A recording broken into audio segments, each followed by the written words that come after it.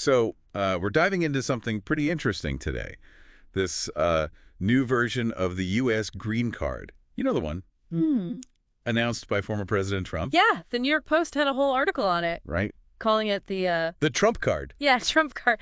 With Trump's picture, like, right next to the Statue of Liberty on the card. Yeah, it's pretty wild. What's the big takeaway for you? Like, what stands out the most about this new card? Well, I think the thing that jumps out immediately is the cost. $5 million to get this green card. $5 million. Yeah. It's a massive jump from the current EB-5 visa. Right, the EB-5. Which is around $1 million, for those who maybe aren't familiar. Yeah, for anyone tuning in, let's just clarify that a green card in the U.S. basically grants you permanent residency. Exactly. Right, to live and work in the United States. And the key here is that it doesn't tie you to a specific employer. Right. Huge amount of freedom. You can work legally in any field. You can go back to school. You can even start your own business. And don't forget access to some social benefits, too. Oh, yeah. Absolutely. And it can eventually be a pathway to citizenship. Down the line. Yeah. Right. Yeah. So this $5 million golden green card, it's getting all the headlines, but it's important to remember that there are other ways to get a green card. Right. Yeah, definitely. I mean, you've got family reunification. Right. Employment-based visas, so there are different levels for that.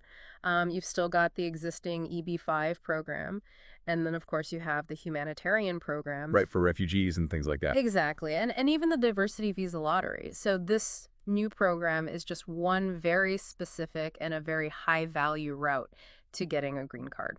Definitely. So what about the economic side of things? Like, what kind of impact could this have?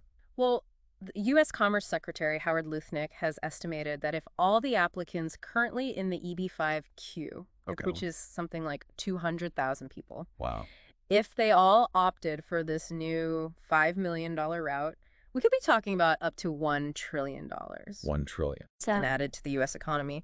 And that's with the current backlog of about 250,000 in the existing program. It's hard to even wrap your head around a number that big. I know, right? It's really something. So, and then there's the whole thing about Russian businessmen potentially being eligible for this. Oh, yeah. That really stood out to me, too. Yeah. What do you make of that? Well, it feels significant, you know? Yeah. Like they're trying to attract really substantial foreign capital, potentially even sidestepping some geopolitical issues to do it. Yeah. And it does make you wonder about the level of scrutiny involved, right? Like how much due diligence are they going to do? Right. Exactly. And what kind of message does this send about who's welcome in the U.S.? Who are we inviting to become permanent residents? So, okay, let's say someone does get this golden green card. How long does it last? What do they have to do to keep it? Okay, so a green card typically is valid for 10 years. 10 years, okay. And then you have to go through a renewal process. Right. But as long as the holder meets the residency requirements. Okay. And doesn't, break any laws or anything like that.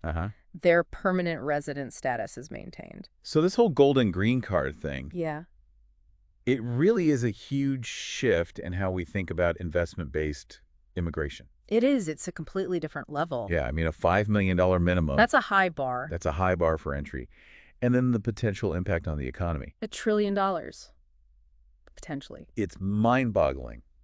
And the fact that they're specifically mentioning Russian businessmen, right, it really highlights the global financial aspect of all this. Yeah, it's fascinating. It really makes you think about the long-term consequences.